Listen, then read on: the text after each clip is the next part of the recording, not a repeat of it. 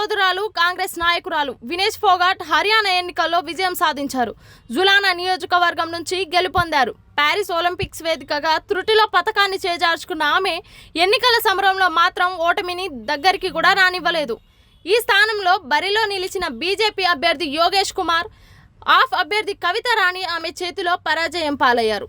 గెలుపు అనంతరం వినేష్ మీడియాతో మాట్లాడారు. ప్రజల ప్రేమ ఫలితాల్లో కనిపించింది. ఇది ప్రజల పోరాటం. అందులో వారు గెలిచారు. నేను వారి ప్రతినిధిని మాత్రమే.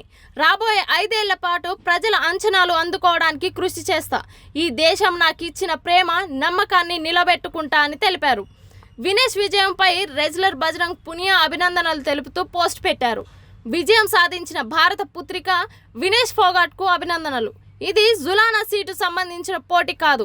అలాగే ఏదో 3-4 స్థానాల పార్టీల మధ్య పోరు అస్సలే కాదు. ఈ పోరు బలమైన అణచివేత శక్తుల మధ్య జరిగింది. అందులో వినేష్ గెలిచింది అని ఆమె ఫోటోను షేర్ చేశారు.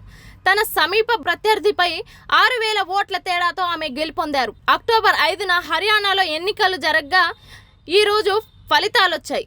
రాష్ట్రంలో బీజేపీ 3వసారి అధికారాన్ని చేపట్టే దిశగా పయనిస్తోంది.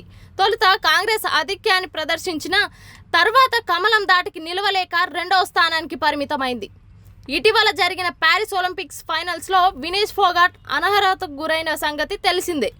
100 గ్రాముల అధిక బరువు కారణంగా ఖాళీ చేతులతో ఆమె స్వదేశానికి చేరుకోవాల్సి వచ్చింది.